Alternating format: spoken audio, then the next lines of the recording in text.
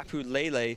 Now, you're going to be thinking that if you're thinking about putting down a Kiawe at some point, of course, that really a powerful supporter that allows you to take 4 Fire Energy from your deck and just attach them to your bench. So to one of your Pokemon in play. So that's the way you power up that Ho really quickly. It does have that 4 energy attack cost, so he's able to get it up. And actually, it looks like he's looking for a Lily. Yeah. Lily, of course, being able to draw additional cards if you play at the first turn of the game could be an interesting choice. We might see right here. Right. Interesting to see. I didn't see many Ho-Ohs in that deck. He might only play the one Ho-Oh GX as a tech.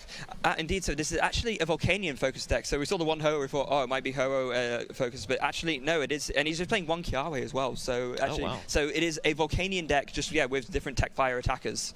Okay, so, and that's one of the things about how strong fire is right now. There's so many different attackers that you could have. You don't have to really focus on one or the other. You have the option to, but, and yeah, just like you said, we got the Lele, looks like we got the cards. He is attaching a Fighting Fury Belt onto the Volcanion non-EX. Yes, he is, of course, this tool, which it kind of seen a little bit less play as a Choice Band has come out. It's still incredibly powerful. It does allow you to, when it's attached to a basic Pokemon, it makes all its attacks do 10 more damage, as well as gives it 40 more HP. But we see here now that, Gladston is playing the Lily, which is, again, not a supporter we see hugely often, but extremely powerful turn 1. Absolutely. Drew into 7 cards, get down to 1 card, draw 7 new. Basically, you have 2 starting hands, which is amazing. And with the way Volcanion works, you need to have a large hand because you need to be able to drop those energies to use the Steam Up attack ability. Yeah, absolutely. And of course, with that huge Lily draw turn 1, it makes it a lot easier for him to be able to hit like Floatstone like he has done here, which means that he can do Steam Ups, attach energies like he's already done, and then end off with a Power Heater, being able to soften up the Tapu Koko while simultaneously getting energy from his discard pile onto his bench Pokemon to set up his follow-up attackers. Right, and he's playing a Max Elixir here, looking at those top 6 cards, seeing if he can find a basic energy, and he does. Attaches it to the Volcanion. Do you think he's looking to power up that second attack right away? Yeah, possibly. I mean, Steam Artillery is the Volcanion second attack, just does 100 damage for free fire energy. Not perhaps remarkable in and of itself, but again, add in those Steam Ups, and all of a sudden you'll be looking at a non-EX Pokemon that's just taking one-hit knockouts on EX and GX Pokemon. Right, and that Tapu Koko having 110 hit points, I think attacking with the regular Volcanion second attack might take a lot of knockouts this game.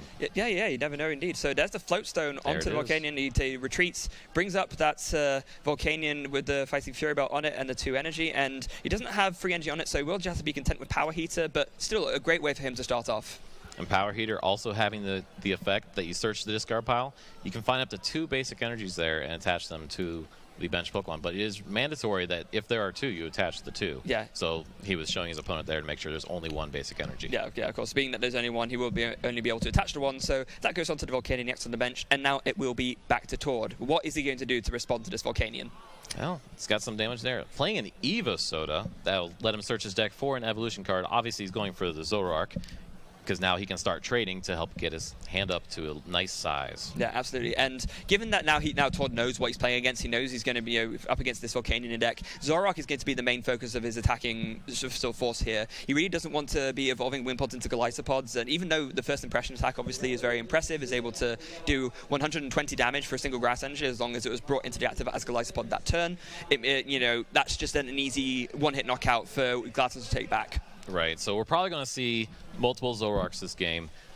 Being able to use that Riotous Beating attack, that does so much damage. Yeah, absolutely. You're doing 20 damage for each Pokemon you have in play, including the active, so with a full bench that is 120 damage, and that consistent damage combined with the drawing cards is what has made Zoroark so powerful as an archetype in supporting other Pokemon, because you have that consistency of draw to be able to support a whole range of partners. All right, he's playing an Ultra Ball. He's going to be searching his deck for cards, asking how many cards are in his opponent's hand. He might be looking to do something here with involving the hand, or do you think he's going to go for another Zoroark? There are options he has. Yeah, there are, and that's exactly what he's considering. Again, like we've already said, when Tord goes through his deck, he wants to make sure that every single play he makes is the most optimal one. I mean, all players do, obviously, to some extent, but Tord has enough experience with the game that he has a good eye for what would be the right play at the right time, and so there, after assessing everything, deciding, actually, I don't want to disrupt my opponent's hand, I'm just going to go for a Cynthia. All right. Cynthia, of course, being one of the new supporters from Ultra Prism. Very good card. Allows you to shuffle your hand into your deck, and then you draw 6 new cards. Yes, indeed. And off of this, he'll be wanting to find, I imagine, a second Zoroark. Ideally, probably a third Zoro as well, just so, again, he can just do even more trades and follow up with even more attackers. And although, having said that, at this point, just having another Pokemon to bench, just so he can do the full 120 of Riotous Beating, will be good as well. Absolutely, because we're looking at, there's a Fighting Fury belt on that Volcanion, so it's not going to be a one-shot. It's going to have to take a couple attacks. But if any deck can get the card set up, that's one of the nice things about Zoroark. It also provides consistency as well when you get set up. So. Yeah, it does. And he has found that ideal bench there. So there's the Zoro hitting the bench. So next turn, if Todd's able to find 2 more Zoroarks, it will have 3 out, and he'll be able to draw 6 cards a turn with his 3 trades. Now, interesting to see the counter catcher in his hand. Not many decks playing counter catcher. I want to see how he plays that. Yeah, absolutely. That's a very interesting tech. So counter catcher was released in Crimson Invasion. Didn't see a huge amount of play apart from like a couple of decks when it first came out. But if you're behind on prize cards, so if your opponent has more prize cards left than you, then you can use it, and it's essentially Guzma without the switch. Right. On an item. And with the opponent playing a strong attackers like that Volcanion, it's very possible that a knockout will be coming soon. That Tapu Koko only having 110 hit points, and with the Volcanion having 2 energies, can he find a third one to use that attack and knock it out? I mean, ideally, what he'd like to do is just find a fire energy and just use Steam Up and then do another power heater, because then not only is he getting a knockout, but then he can start powering up more attackers. Now, it doesn't look like he has a fire energy in his hand currently. He does have a Turtonator, though. There we go. So, I'll put down to the bench one of his tech attackers he has access to, and, looks like he's just going to go for a Sycamore. Okay. Obviously now he has 2 fire Pokemon on the bench, Pokemon that will use those basic energies if he can attach them better with the Steam Up attack. Turtonator is an interesting play. It's a very good counter for a lot of decks. Yeah. Turtonator, of course, does have that really cool Shell Trap attack, which for 2 colorless energy does 20 damage, and then if it's attacked next turn, the Pokemon that attacked it takes 8 damage counters, which is you hit it and then it hits you back more than twice as hard. Right. And with that Ho GX being prized, if he's going to be using a GX attack this game, it will probably be that Nitro Tank GX attack. Yeah, absolutely. A really great attack for recovering in a late game, because one of the problems that the Volcanion deck normally has sometimes is later on when you use all your max elixirs, you've spent all your manual attachments, you're just really struggling to power up attackers quickly. But of course, the Nitro Tank GX, you can attach 5 energy from this pile to your Pokemon in any way you like, and all of a sudden you've got a Volcanion fully powered up again, or a Ho-Oh. Right. So we saw a knockout there with the power heater from the Volcanion, attaching the energy to the Turtonator GX. Doesn't look like he got another one out there for Volcanion EX, just the one. Yeah, no, it was a bit unfortunate. He was only able to see 1 fire energy off of that draw, so yeah, a bit unfortunate for him. Yeah, Tord's turn pretty quick as well. Looks like he just used trade and then passed. So we are looking at a Max Elixir now, back from Gladston. Indeed, and that's a very unfortunate turn for Tord. I mean, normally, after Cynthia doing a trade, you'd expect to see something, but no, just a trade and pass. Got to be a bit unfortunate for him. This gives Gladston an opportunity to get back in the game here. Looks like he is powering up his Pokemon. Missed on the Max Elixir, but it did look like he drew a Fire Energy for his turn. Yeah, he did, and he's using a Brooklet Hill as well right now. So another really, really strong supporter that's using all sorts of manner of decks. Now, it allows you to take a Fighting or a Water Pokemon from your deck and put it straight onto your bench. And of course, Volcanion is Dual type. Correct, yeah. I mean, usually you see this card only in Fighting or Water type decks. It's kind of strange to see it in a Fire deck, but like you said, yeah, being able to search out multiple Volcanion EX, being able to use that ability multiple times to do massive damage with any of your Fire type attackers is amazing. Yeah, and we do see now he has 3 Volcanion EXs on the bench, so if he wants to, he can do 3 Steam Ups a turn, and that is a 3rd Fire Energy attached to the active Volcanion, so Steam Artillery is an option for him if that's what he wants to take, and actually, if he's able to get 3 Steam Ups here, that's exactly enough for a knockout. That would be something amazing to see. I would be excited to see if he could pull that off this turn. Yeah. Does he play Recovery in his deck? Yeah, he absolutely does. So he plays multiple copies of Energy Retrieval, and of course his Fire Energy count is very high at 14. And so he can definitely do it. In fact, he's playing 3 Energy Retrieval, and I don't think I've seen him burn one yet. So this is definitely a possibility right now. Let's see what he drew. Oh, I see it. Wow. My goodness. So if he wants to, I mean, he may decide that it might not be best to go for the KO here. Maybe he thinks it might be better to just do some team ups and end up going for the power heater and just power up more attackers. But if he decides it's worth going for the one shot here, then why not, right? It gets rid of Tord's only Zoroark, and at that point, Tord's left with nothing to draw. Right. Well, it looks like he did not power it up all the way. It looks like he just did the attack for 110 damage. No slouch itself with lots of damage there. Oh, and it's followed up with a max potion. Yeah, there it is. So Max Potion, of course, able to once you use the heals off any Pokemon entirely, but discards the energy attached to it. But there's no energy attached to Zoroark, so that wasn't even a drawback. Free full heal, can't argue with that at all. Looks like he's looking at his opponent's discard pile. Don't know what he's looking for right now. Well, he's got a choice band to attach to the active Zoroark, it looks like. He's going to be wanting to find a double colorless energy. That's going to be the big thing for him. And I'm not entirely sure. Oh, he looks like he's eyeing up the counter catcher, and he goes decide to play it. Looks like he's bringing up just a Volcanion EX with no energies on it, possibly trying to give himself some time to get set up himself. Obviously, the board position, Gladston has lots of energies out. Tord, no energies on the field. No, not yet. He was able to find an end, though, so that will be good for him. So he's able to draw some more cards and hopefully be able to find that double colorless energy so he can actually start attacking before Gladston runs through his entire field. Absolutely. Now, N, of course, being able to both players will shuffle their hands into their deck. Tord drawing a full 6 cards. Gladston will only be able to draw 5 because he has already taken a prize card. Yeah, indeed he had, which is why the counter catcher worked. Yes. Yeah, that can sometimes be the disadvantage of taking a prize super early. Of course, the knockout was there to take, and so Gladston was for the opportunity. But that could be a really cool for Tord's side. That's probably one of the reasons why he considered playing counter catcher, because you can just take your opponent by surprise really with that. Yeah, I mean, you win the game by taking prizes. You think you want to take prizes, but then at the same time, your opponent will find opportunities to use the fact that you're taking prizes to take advantage of the situation. Absolutely, and now you know for a fact that Gladston's mindset is going to be different, because now he knows, oh, my Tord's playing counter catcher. I've got to be careful about making sure that whenever I take a prize, it's at the right opportune moment so that I don't fall prey to some kind of surprise like that again.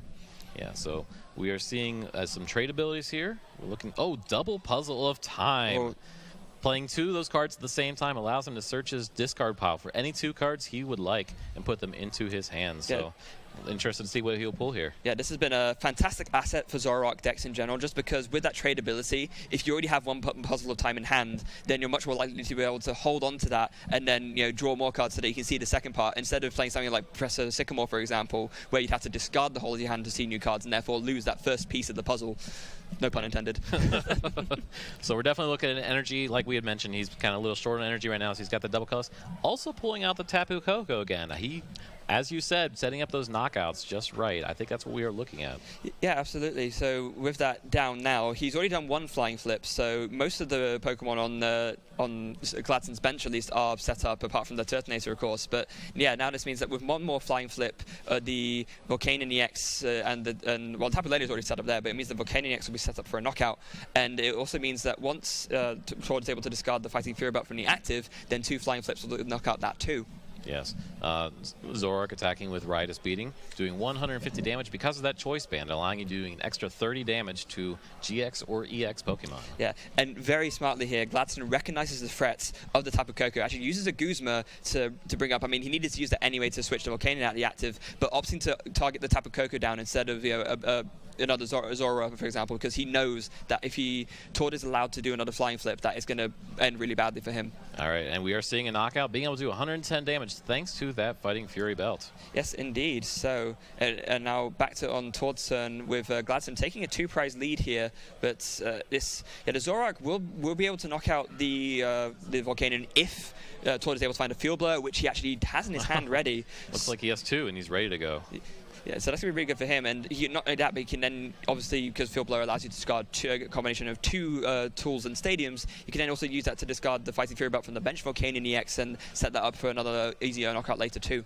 So interesting to see here, he's actually playing a Bridget with already having 4 bench Pokemon. Bridget plays those Pokemon directly to the bench, so you would only be able to get 1 additional Pokemon to put on the bench.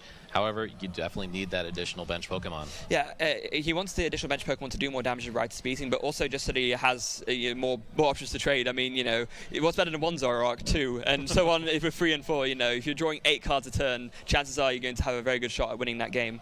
All right, so playing the Field Blower, opting to remove the Fighting Fury Belt and the Float Stone from the Volcanion EX, getting rid of that free retreat option, making Gladston here have to decide who to promote. Yeah, and this is actually really clever because it gives Gladston a lot less flexibility here. It means that he's had to decide straight away to promote an attacker instead of just promoting something with free retreat and then freeing up that mental space for thinking about what the best attacker might be afterwards.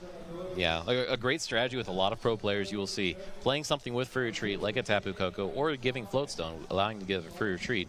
You're not always sure what you're going to draw with your card, and that one draw can really change how you're playing. So we are looking at a max elixir. Will he find another fire? Yeah, indeed. He does. Oh, he found 3, but he can only take 1. Yeah, he can only take 1, but so 1 is all he needs. And, well, actually, no, I say that. It's not all he needs. He does need 1 more after that. But right. he would be able to take a knockout here potentially if he's able to find 2 fire energies. He can do 2 steam ups, and that would be enough to. Well, you need to attach to the active as well, but then that would be enough to take a KO with the Turtonator's Bright Flame attack. There's a Field Blur too, discarding a Choice Band. And he did use a steam up just a second ago. He did discard a fire energy from his hand. So, does he have a way to find another fire energy? I don't think I see a draw supporter in his hand. He has a Super Rod, but I don't think he's has a way of seeing more cards. We might just see a Shell Trap for 50 here instead. Yeah, Super Rod, being able to search your discard pile for either Pokemon or basic energy cards and shuffle them into your deck, gives them that flexibility of being able to play different cards. So putting 3 fire energies back in the deck, especially when playing the end just now, hoping to pull back one of those energies. Yeah, so it looks like he did have supporter after all, so that's good for him. Now, of course, Gladston has already taken 2 prizes, so he will only be drawing 4 off of this end. So it's although he has obviously shuffled some energy back with Super Rod, the odds aren't necessarily with him to draw exactly the amount of energy he needs to pick up this knockout. And but hush my mouth, he finds a fire energy and an energy retrieval, so I think that will be enough now. Yes, has plenty of options here.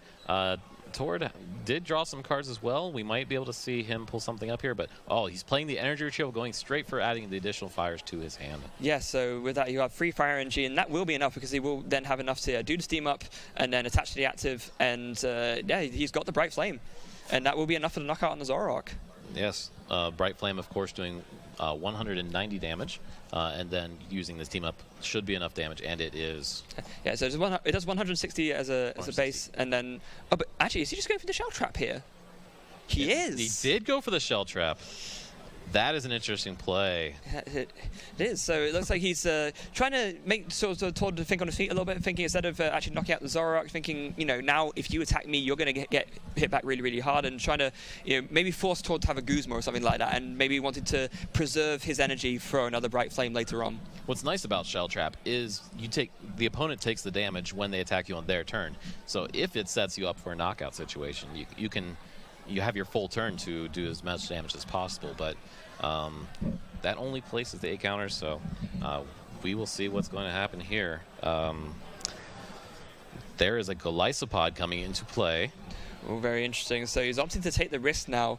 We did see he had the Golisopod earlier, and he actually opted to sort of shuffle it away instead of evolving it. But I guess now he's decided is the point where, okay, it's worth me evolving this. He's got the double colors attached to it as well. So both Armor Press and Crossing Cut GX will be open to him as well. Of course, Crossing Cut GX is probably the highest sort of the damage cap of this deck goes. We're able to do 150 damage, and then you switch to Golisopod with one of your Pokemon on the bench. With a Choice Band, that's 180, which can KO a Volcanion EX in one go. Yes, and Golisopod, obviously a little bit of a risky move here because the opponent plays so many fire Pokemon that Golisopod will not be able to take many hits, if any. Yeah, and then Todd playing super fast all of a sudden. It looks like he found 2, maybe 3 Zoroarks off of that draw. Like, it's got 4 Zoroarks out. Looks like he's finally getting set up. He's been waiting for that the whole game, so now it looks like he's willing to try to get himself back into the action. Yes, indeed. And there goes a Choice Band onto the active, and it will be interesting to see what he goes for here. He has a choice of either First Impression, Armor Press, or Crossing Cut. Crossing Cut would be 10 short of the knockout because, of course, Turtonator does have 190 HP. Oh, but we do see the Parallel City as well. Yeah, Parallel City, excellent choice right here. Recognizing his opponent's playing Fire-type Pokemon, plays it with the side that shrinks his own bench, limiting himself to just 3 bench Pokemon, while his opponent's Fire, Water, or Grass attacks do 20 less damage. Yeah, that's super, super powerful. And he does opt to do the Crossing Cut GX indeed, so he will switch to the bench and bring his Zoroark active. Now, what does Gladston have in store for him in return? Well, looks like they're taking a minute here. Probably wasn't expecting that Golisopod GX attack right away. Probably messed up his mental game a little bit right there, but it looks like he is getting ready to assess all of his options and to see what he can do. Yeah. And actually, it's Yeah. There we go. Okay. Just about to say, it looks like there wasn't the correct amount of damage on the Glycepod. That's just fixed just as we mentioned it. And now, if Tord's able to get his Tapu Koko back again somehow, then that would be really, really strong for him, because he would be able to take a knockout on the Turtonator, because given it only has 10 left. Now, he's been through 2 puzzles of time already, but it doesn't seem like he plays any recovery cards other than that, so he would have to do... He would have to get another puzzle, double puzzle of time to pull that off. Yeah, he would. If anyone can do it, though, it's him. Absolutely. We're looking at Gladston right now, playing at Cynthia, going to get a fresh new hand of 6 cards. Obviously, later in the game, one of the nice aspects of Cynthia is it's a guaranteed 6. N used to be the popular choice for most shuffle mechanics. However, that would have only gotten Gladston 4 cards right now. Instead, he gets 6, and he gets the Field Blower. Yeah, a very important find, of course, with the side of the Parallel City that was facing Gladston. All of his fire Pokemon would have done 20 less damage, but now the restriction has been taken off of him, and so we are seeing Steam Up and another one. And will there be a third as well, potentially? Does have another fire energy. He's just doing the math to see what needs to happen. Ooh, attaching to the Volcanion EX. Yeah, but he only needs 2 Steam Ups to take the knockout on the Zoroark, so either that he knew, right, I may as well attach my third energy to my bench Volcanion EX, so I have a follow-up attacker after this Turtonator inevitably goes down. Right. All right, so Gladston now down to just 2 prizes remaining. Looks like he is in a good shape right now. Tord, beginning of the game struggled a little bit, but it looks like...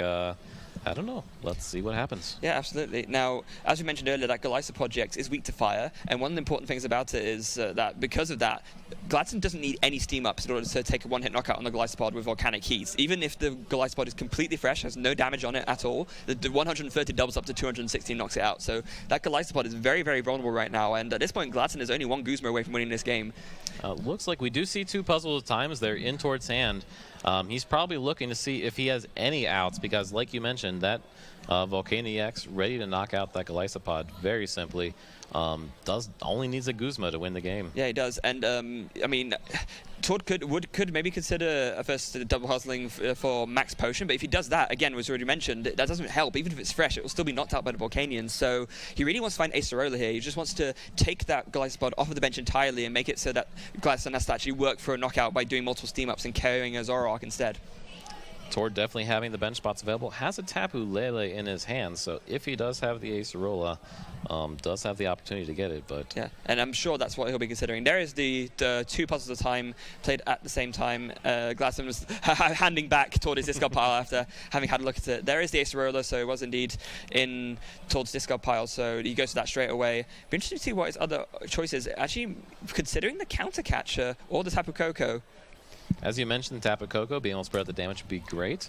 Counter catcher as well, being able to take that Volcanion EX, which is fully powered up, and making sure to remove that as a threat as soon as possible. Yeah, and this decision is going to be absolutely crucial because, as we already mentioned, he's not playing any other recovery cards. The Tapu Koko is the option he goes for. That is it. So, he won't be able to change his mind later and go for another counter catcher later on. So I guess he's just decided that's the best option to go for. Does rebench the Wimpod in case he needs to attack the Glycepod later, but of course, picking up that double colorless that was attached to the Glycepod with the Acerola means that he can now attach it to the Zoroark, and he will be able to knock out this Turtonator. Yes, Acerola, powerful supporter.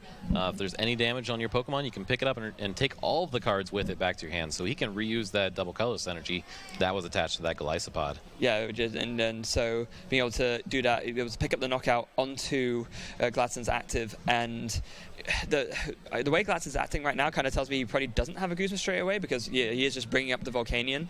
Now, what does he draw for turn? He draws another Fire Energy. Oh, he had the Guzma. Oh no, of course, I was going to say it doesn't matter if he has the Guzma in hand because the Tord picked up his Glycepod. So instead, just opting for a Sycamore, and at this point, he just needs enough Fire Energy to do enough Steam Ups to knock out the Zoroark instead. Does he find it? He's got another one. Uses it. Yeah, and what else is in that hand? I think he did. Yeah, he did enough Steam Ups before playing the Sycamore to take the knockout anyway. So Volcanic Heat will pick up the knockout onto the Zoroark, and we'll be moving on to Game 2 with Gladston taking Game 1 against Tord. Gladston's got to be feeling really good right now. Being able to take Game 1 against the 3-time international champion Tord Reklev. representing his home country of Brazil. You got to think Gladston's really excited to be here. Yeah, I think that was a really great demonstration of what a powerhouse the Volcanion deck can still be. So Volcanion is actually quite popular in Brazil, and it's even every single time it's taken one of the top spots in some shape or form at the last few internationals. So it clearly still a force to be contended with. Yeah, Volcanion, being able to do massive damage with energy recovery at the same time, it's just a simple mechanic that is very effective. And obviously we saw right here, Gladston was able to very effectively use that to win. Not even really knocking out the Glycopods, just knocking out non-fire weak Pokemon. Yeah, even toward playing optimal strategy and taking the threats off the board and timing the Glycopod well so that he could use it whilst not making it an easy knockout for Gladston to pick up. Gladston was still able to knock out things anyway, so you got to think that going into game 2, this is going to be a real big confidence booster for him. Yes. Tord limits his options of Pokemon he would like to start with, because obviously once the Wimpod comes down, if he's not able to get another bench Pokemon to switch into, he's looking at some danger of a Wimpod being knocked out quickly. Yeah, indeed he is. And I think the other thing that's going really well for Gladston as well is that he has like the plethora of tech options, as we already mentioned. He's got the Ho-Oh GX, which gives you weakness coverage as well, because of course one of the weaknesses of the fire decks is that they tend to be pretty vulnerable to water type attackers. But instead Gladston is able to counteract that a little bit by being able to attack with Ho-Oh instead. We did see from Tord's prizes there again, nothing too drastic, lots of different one-offs, so nothing that was going to cripple his strategy entirely. Let's see does Gladston end up prizing. All right, looks like the Ho-Oh GX is in the prizes again. Looks like that doesn't want to come out and play today. No. Fire Energy and Super Rod both being in there, limiting his recovery options, but like you mentioned before, he does play many different ways of getting those Fire Energies. Yeah, and also Ho-Oh, it doesn't seem like it was that important for him in that matchup. He didn't need his win last time, so I'm sure he won't be too sad to see it in the prizes. And Tord is recognizing the time here, so playing incredibly fast. Just throws the Bridget down, throws down the 2 Zoras and the Tapu Koko, and says, go, essentially. Right. Mew EX, not the ideal starter. More useful against the fighting matchups. Again, we had mentioned Zoroark hasn't that being weak to fighting. Fighting types have become very popular. However, Mew EX in this, not really too effective in this matchup. No, and it gives up 2 prizes as well, which isn't ideal, given that, the Mew EX is really in there for coverage. There's certain matchups against like Buzzwole, for example, which is weak to Psychic. You want to be able to knock out Buzzwole GXs easily in one hit. But yeah, against Volcanion, not going to be much good to him at all. So really unfortunate from his side to start that. All right, Gladston doing his first deck search, trying to see what he's going to be pulling here. Looks like he is eyeing that Lily again. We might see another Tapu Lele for a Lily. Yeah, and I mean, it is strong, right? Of course, Lily normally only allows you to draw until you have 6 cards in your hand, but if you play it on your first turn, you can draw until you have 8 in your hand. And that's exactly what happened here. We got the Tapu Lele. Tapu Lele using that Wonder Tag ability. It's a wonder it's so great. Lets him search his deck for any supporter card, pulls out that Lily. First turn, that's the turn you want to play Lily if possible. Yeah, definitely. So he's going to have to decide here what the best way for him to approach thinning out the rest of his hand is. He has a Fighting Fury Belt he could attach, and then is he opting he just plays it straight away without playing any of the other cards in his hand first, deciding he'd rather maybe attach a Float Stone to the active instead of a Fighting Fury Belt, or wait to see what he has before he attaches more Fire Energy. I think he's also looking for another Fire-type attacker. Volcanion EX, very powerful attacker, but does take 3 turns to power up the energy. If we could get another one on the bench, he does have the Max Elixirs option, but he's probably just looking for the regular Volcanion. Yeah, which unfortunately he was not able to find. Now he does opt to attach the Fire to the active ultimately, and then just says pass. Now Tord from his side has a choice band for the Mew, and is now going to play an Ultra Ball, discarding Acerola and then finding another Zoroark. So he has 2 Zoroarks set up already, has that Tapu Koko. Going to be playing against the clock here. Make sure you don't blink, because Tord's going to be playing lightning quick. Yeah, he is. He knows that his back is against the wall a little bit, being 1 game down already, and for using Wonder Tag from his own side, finding the Cynthia, and at this point, he wants to find another Zora and some kind of energy to attack with. He needs to start getting damage as quickly as possible. There it is. 1, 2, 3, 4, 5, 6. Yep. Looking at the board position right now, he probably saw Gladston only has the active Volcanion EX, didn't get another Volcanion. He's looking to try to take advantage of that situation right now, his board position. Yeah, and able to get the double colors energy, so he does have the means to attack right now. He has a Wimpod he can bench as well if he wants to. Well, I also just discard it and put down a Zora instead. And that means that the Rice Beast team will be doing the full 150 damage with that choice band. Yeah, Mew EX having that ability versatile allows it to copy the attacks of any other Pokemon in play. So being able to copy Righteous Beating, very simply and doing massive damage to that Volcanion EX early in the game.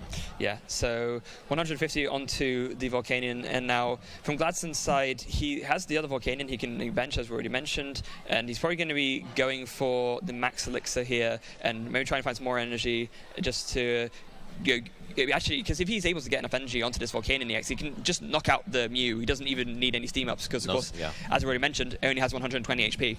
Correct. Mew EX, great in some matchups. This isn't the matchup, but unfortunately he did start with it, so taking advantage of the situation, it's there. I might as well attack with it, and let's see what happens. Yeah.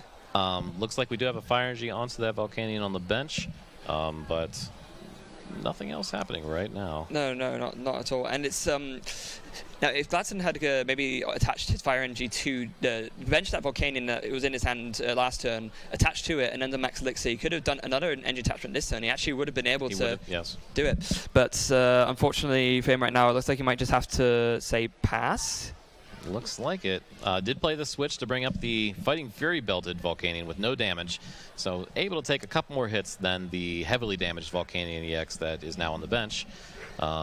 Again, Tord's turns are going to be pretty quick here, so just going right to the right of speeding. Yeah, and another really unhelpful draw from Gladston's side as well. He's got no draw supporters. His hand consists of 2 Energy Retrieval, Brooklet Hill, and a Guzma. That's all he needs right now. Yeah, I mean, late game, that's the perfect hand to have probably, but right now he's still looking to get set up a little bit, and he needs some resources. Playing down that Brooklet Hill, he is searching his deck for a water Pokemon. Yeah, so he's able to get himself another Volcanion EX. All 4 of them are now out, and he's doing this for 2 reasons. One, obviously, it's good to have loads of Volcanions out so he can do more steam ups. But secondly, he wants to thin cards out of his deck so that he's more likely to draw into something useful. Like, you know, if he keeps letting Tord do this to him, then he's kind of going to be a little bit stuck. And he just plays the Guzma, switches into the Volcanion that he just got off the Brooklet Hill, bringing up Tapu Lele to Tord's active.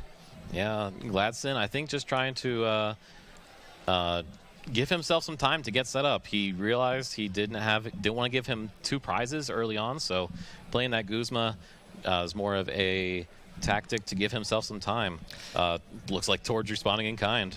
Yeah, he has a Guzma of his own, able to do enough to... Wait, what? Oh, he's opted to do Flying Flip, of course. Flying Flip. Oh, this is very, very clever. So, of course, Mew can copy the attack of any Pokemon on either side of the field. So, Mew able to copy Tapu Koko's Flying Flip and, yeah, just do spread damage everywhere. And are we about to see a 4-prize turn next turn? It might very well happen. Tord was recognizing the fact that his opponent was not able to attach the energies that turn. Playing in Guzma defensively obviously didn't have the draw card, so Tord's trying to take advantage of the situation, spread out that damage, and see what happens. Yeah, no, it is 4 prizes for Tord, knocking out both the Volcanion EXs on the bench. My goodness. Oh, wow. All right. Got to add that additional damage to the other Pokemon as well. Looks like it's coming down. Of course, the Choice Band does apply to the active as well, so it does 20 damage to all Pokemon. It does 50 to the active as his EX or a GX. Yeah, and it looks like Gladston just concedes. That's what it looks like. All right, we're moving on to game 3. Yeah. I probably realized he wasn't drawing anything. Tord was in a great position. So just, it's like, you know what? Let's just save us some more time for an actual game 3. Yeah. So Tord just winning a very swift game 2. We're just sort of realizing, Gladston realizing that there's not much point carrying this on. Like, you know, if I concede now, maybe we have time to play out full game 3 and actually have a winner. Yeah. Gladston, Volcanion, not the best starter. Tord, Mew, not the best starter, but you know what? They, given the opportunities that Gladston wasn't able to draw into anything to actually do damage, Tord took any opportunity he had to do as much damage as possible, and taking those 4 knockouts super early, I think Gladston was like, you know, let's just move on to game 3. I'm going to try again here and let's see what we can do. Yeah, and that's really, it's another part of the skill of the game in a weird way. We've seen this mentioned a couple of times before over previous streams, is that knowing when is the best point to say, right, you know, I need to keep an eye on the clock. I need to make sure that these games actually finish out. I'm 95% sure, I'm sure enough that if I play out this game, I will not win. Let's just concede this, move on to game 3, and maybe I can make a comeback. Yeah, that's a lot of things I think people don't realize. There's multiple aspects to the Pokemon. It's not a Pokemon trading card game. It's not just the game itself. You are in a tournament. The tournament does have to keep moving on, so there is a time round limit. And like you said, you don't want to spend too much time just losing. No, absolutely. No one wants to spend too much time doing that. Yeah. All right, so it looks like we're getting into game number 3. Obviously, the players both want to try to finish this game. If they do not finish, it will result in a tie. Yeah, and of course a tie only gives you 1 match point as opposed to a win, which would give you 3. And of course, those are what counts, in terms of your record of standing to determine whether you make it through to day 2 or not. So it's going to be in both these players' vested interest to play fast to see a winner. Correct. On third side, we are seeing a Zorua, a Zoroark, a Golisopod, a Tapu Lele. Lots of Pokemon there in his prize cards. Yeah, definitely. So the most awkward prizes he's seen so far, over the course of this series at least. And what we have from Gladston's side, 1 Volcanion EX, 2 Volcanion EX. Ooh. But no Ho-Oh GX for the first time this match. No, and also actually much better starters for both of them. Much See, Tord does have that Wimpod in the active, so he'll be able to retreat that when it comes to his turn 1. And Gladston starting not only with the Volcanion, but having the Brooklet Hill to get another Volcanion EX out as well. Yeah, generally in the Pokemon trading card, you do want to go first because it gives you an extra turn for energy attachment, extra turn to play your supporter to get set up. But in this situation, he would have been able to do massive damage to that Wimpod if he had gone second. Yeah, I mean, I'm sure you remember, AJ, but back in the day, of course, there was no limits on what you could do going first. You could even attack going first. So if that was the situation, all Gladston would need to do is, either attach a Fighting Fury Belt or do a Steam Up, announce Power Heater, and win. Over the years, they've made many adjustments to the game, and I think that was a good adjustment to make. Actually gives Tord an opportunity to come back and not just lose right away. Yeah. So looks like we're playing a Max Elixir here, going for the early energy attachments, getting the energy, hits the fire energy onto the Volcanion EX. Yeah. An important thing to remember about the Volcanion decks is that they play very high counter fire energy. So, quite often when we see Buzzwole, Lycanroc decks being played, there'll be a Max Elixir miss because they normally tend to only play 9, maybe 10 basic energy. Gladston's playing 14. So, statistically speaking, he's very likely to hit everything he needs. Speaking of which, in terms of being likely to hit things, he's hit turn 1 Lily every single game. 3 turn 1 Lilies, being able to draw into 8 cards at the start of all 3 games. Gladston really appreciates that consistency, I am sure.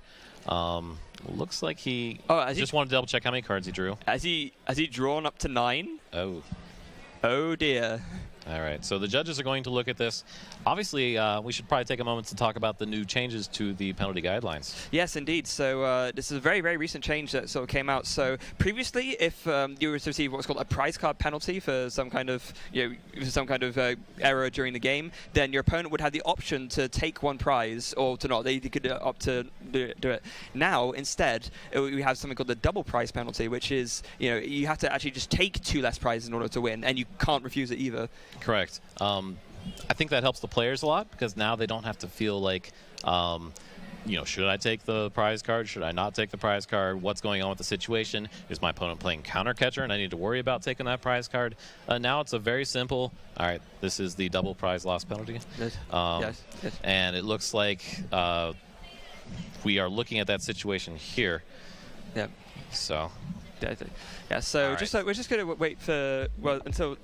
whilst these guys get this resolved, we're just going to, just let the judges take care of this for a little bit. So yeah, it's unfortunate because these things sometimes happen during the course of a game. It's very easy, especially when you're playing fast as well, like both these players want to, because they want to make sure that they see a full series just to, whoops, drew 1 too many cards. And yeah, just the judge is going to resolve this, and we'll get back to the game very shortly. Right. Gameplay errors do happen. We have humans that play this game. We're not playing the game by robots. So the judges, they want to do everything they can to make sure the game state is fair, fun, and fast. So they're going to try to get this penalty taken care of as soon as possible. But like you did mention, we have that gameplay error major we might be looking at here for drawing an extra card. That would result in a double prize loss. Yes, indeed it would. So, talk about more the game as it looks currently. So, we did see Gladston drew a lot of fire energy from that hand, but I didn't see much else of I think I saw maybe an energy retrieval, a couple of other things. Will he be able to work with that much? I mean, I guess maybe it's a bit different because he has a Volcanion and a Volcanion EX, so he can just maybe do attacks for a bit, but I don't know. How do you see it? Well, right now, he's got the ideal quick setup. He's got that regular Volcanion in the active, has Volcanion EX on the bench, has the ability later in the game to get additional ones with the Brooklet Hill. So Gladston is actually in a pretty good board position right now. Didn't really get a chance to see what Tord's board position was, so all we see is a Wimpod in the active position. Not the best start against a Volcanion deck. No, indeed not. Yeah, it's really again it's really unfortunate that Gladston ended up with this, because it's got to be when it's going so well, and like I said, you won game 1, you've lost a quick game 2, and now this has happened. It's just like, oh dear, that's why me? But it happens all the time, and even the top players, they're going to make mistakes, and that's just the thing. That being said, our judges are going to work quickly to try to resolve this and see what exactly happens with the situation. Still early in the game, and it looks like that is what happened. He did draw the extra card, so they are fixing that right now. What do you think? Do you think that if it becomes a prize loss penalty, do you think that will impact the game greatly? I mean, undoubtedly, because you have to remember that there's not much time left on the clock right now. So the fact that Tord now has to take 2 less prizes to win, assuming that's the penalty that's been given, and we don't have confirmation of that yet. Once we do, we'll let you know. But if that's the case, then Tord only needs to take 2 EX or GX knockouts in order to win, and that's going to make a huge difference given how much time's left on the clock. Now, again, with the changes, there was no prize card drawn, because if that was a prize loss penalty, historically Tord would have had the opportunity to draw a card, but that is no longer the case. If there's a prize loss penalty, Tord would just need to draw 2 fewer prize cards to win the game. Yeah, and so now going back into the game, Gladston, even though he is going first, he does still opt to do a steam up and then pass just to get that fire energy into the discard pile. And now going back on Tord's side, we see him starting with a Tapu Lele, so I imagine he'll be going for a Bridget here and just doing the same thing he's done over the past 2 games. Yeah. Being able to turn 1 Tapu Lele, get that supporter. Going to need those extra Pokemon on the bench. Again, Wimpod, not the best start against a fire deck. You want to try to get those Zoruas and that Tapu Koko, which obviously we saw with great success in the last game. Yeah, and again, Tord just showing here that Tord is the sort of player who approaches every single matchup with a game plan in mind. He knows straight away, as soon as he sees his opponent flip something over, he's like, right, I know how I need to operate my deck in this particular matchup in order to give myself the highest chance of winning. So he recognizes how important the Tapu Koko is to have, and how just doing 2 flying flips sets things up so much easier for him in order to be able to take follow-up knockouts with Zoroark's Riotous Beating. All right, so after we got those Pokemon into play, Tord shuffling his deck. Interesting to see what he will be doing. Oh, going for the free retreat, obviously. Bring up the Pokemon that is not weak to fire into the active position as he passes. Indeed. Now, it'll be interesting to see. I don't think he has a double colorless in his hand, so he won't be able to go for the turn 1 flying flip. That would be really, really effective for him. But he does find himself a Parallel City. Is able to sort of maybe limit Gladston's bench down a little bit and stop him from being able to bench too many Volcanions. But he does have 1 steam up there, and he has another Volcanion non-EX to follow up with. And this is important because early game, Volcanion likes to have the additional energies to attach, so it looks like he is using the Volcanion to power up both the benched Volcanion EX and the Volcanion. Yeah, indeed. Yeah. Okay. So we now have had confirmation that indeed a double prize penalty was awarded to Tord. So now Tord has to take 2 less prizes in order to win. He doesn't, as we already mentioned, he doesn't actually take the prizes, but he now, if he has 2 prizes left, essentially he wins instead. And also, there's been a 3-minute time extension added as well. All right, and so that was an important fact to mention, because while he is playing N, he will still be drawing 6 cards off of the N, because he still has all 6 prize cards. Only has to take 4 to win the game, but those prize cards are still there for effects such as N and Counter Catcher. Yeah, and I imagine that's probably one of the reasons why they made this change. It's because, recognizing that because the number of prizes affects so many in-game things, that, doing it this way, it makes it, like I said, there's a bit less of the guilt factor as well, where it's like, oh, say if you're playing against a friend, do I take the prize penalty, do I not? And instead, now it's just, consistent, and I actually much prefer this change mechanically. I think it makes a lot more sense. I think the judges prefer it as well. It allows them to play the game and help the players play the game at a much higher efficiency. And it's glad to hear that these changes do come in. And it looks like Tord dropping down 2 Zoroarks right away. Looks like he's starting to get set up. Yeah, I think we're seeing the return of Turbo Tord here. So we've known quite a few games on stream where he just whacking things down as quickly as possible. Again, and I'd imagine, to be honest, that's one of the reasons that has helped him see so much success recently, is because he's able to play to a point where the clock isn't as much of a worry for him. He knows he can finish games out before the clock finishes, and actually able to take wins or losses instead of tying games. That's one of the things with just with any activity. activity, especially Pokemon. Being able to practice with your decks, get very familiar with the cards. You can play at a high speed and still know exactly what you're doing in your turn. If you don't have that practice behind it, you might make several misplays, which might result in costing you your game. So Tord able to play at high speeds and still play his deck very effectively. Yeah, and that's the important thing to mention as well, is the combination of being able to play both at a high speed whilst not making mistakes, because anyone can play fast, right? You know, it's very easy to just whack cards down willy-nilly and just do whatever you want, but to actually do that and make those cards you throw down be correct ones and actually win you the game, that's something else entirely, and that's clearly what Tord's been able to practice and demonstrate so well here. All right, Gladston looks like he's playing an Ultra Ball, looking through his deck. Not sure what he is getting yet. No, and I think he's probably going to be going for a Tapu Lele, because I don't believe I saw any kind of draw supporter in his hand. Now, he should have access to the Tapu Lele, because I don't believe... Yeah, he didn't prize all of them. Okay. I saw them earlier, so... And it looks like he's opting for Cynthia, or at least that's what he's put to the bottom of his deck, and I imagine that's what he's probably going to be going for, but he also will be looking for his deck and making sure that he knows exactly what's prized before going through with any decisions. Yeah, Gladston realizing he's in a situation where Tord only needs to take 4 prize cards to win, so he needs to play much more meticulously and figure out exactly what he needs to do to win this game. Opting instead for the Turtonator GX. Oh, maybe he does have a draw supporter in his hand then. We will have to see, but also Turtonator was used to really great effect in the game 1, so I think he recognizes that it's a really important attacker, especially against Zoroark itself. If Tord plays that game of just going pure Zoroark and not benching so many Glycopods, then Turtonator's going to be one of those things that can actually take one-hit knockouts on the Zoroarks. Gladston obviously winning the first game, realizing how important Turtonator would be to the matchup here. Oh, and playing a Guzma to bring up that benched Fireweak Wimpod. Right, okay, so of course with the 1 steam up, the doubling for weakness will be enough for a knockout on the Wimpod, and so able to then do a power heater and knock out the Wimpod. Now back to Tord's side, he's got several trades to work with. He's got double colors as well, so we could see a flying flip this turn. Yep. Using trade twice. Looking through the options that he now has, Zoroark using trade gives you so many cards in your hand. It does make it take a second longer because you have to actually think about what you're doing for your turn. Playing a Tapu Lele, getting out a Guzma.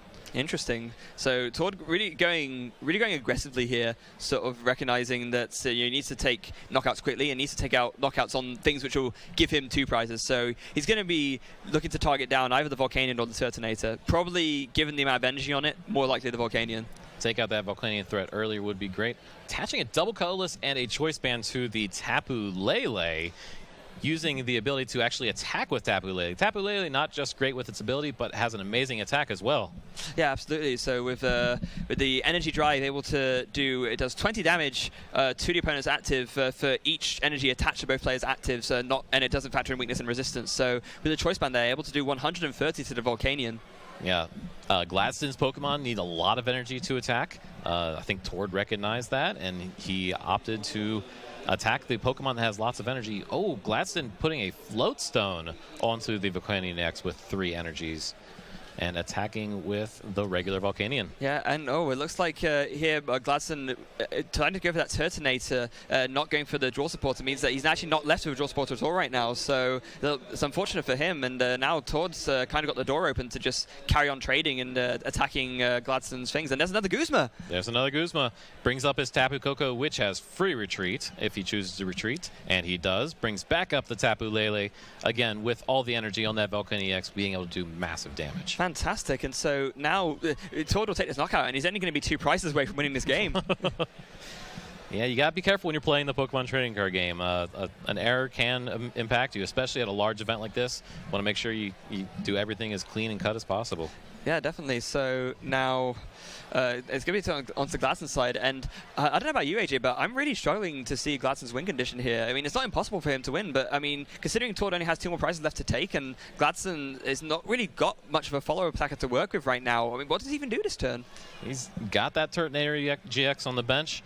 Might be looking to Shell Trap just to scare Tord a little bit into not attacking it. However, Tord is looking like he has pretty solid board position, having those 2 Zoroark GXs out there, being able to trade every turn and draw 4 new cards.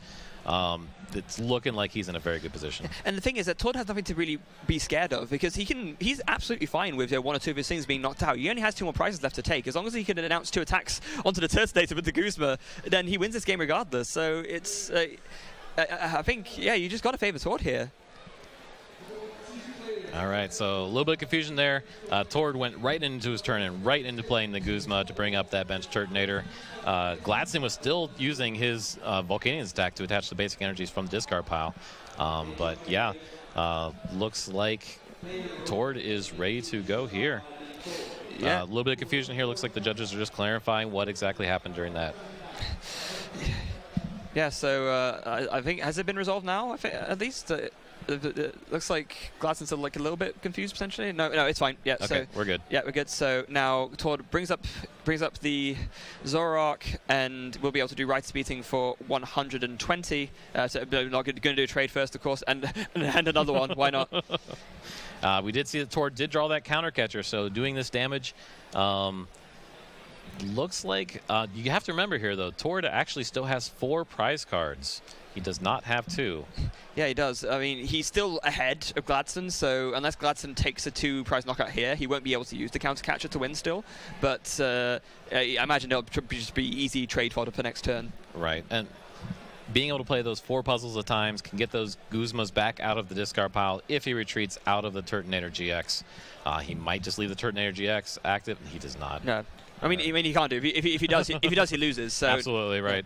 So he's going to play the switch. There is a fire engine onto the active. It's going to be a steam artillery for 100 potentially, or maybe a power. No, steam artillery. Does Tord have the Guzma to win? Let's see. He has lots of trades to work with. Yeah, there's 1. There's 2. No, doesn't have it yet. Doesn't look like he has it yet. There's a 3rd trade. There it is. There's 2 puzzle times right there. Yep. All right, so playing the 2 puzzle times, getting any 2 cards he wants out of discard pile, one of which being Guzma, other of which being another Guzma. Why not? Why not, right? So he plays one of those 2, yeah, brings up the Turtonator, brings up the Tapu Koko, retreats, takes knockout Rights Beating, and Tord will win round 1. It looks like Tord's already on his way to repeating another international championship win. Going 1-0 so far. We still have several rounds to go, but Tord taking out that first win. Yeah, and after that, game 1 as well. I mean, commiserations to Gladston. He put up a really, really good fight, and like he did not make it easy for Tord at all. After that first game, I got to be honest, I thought Gladston had this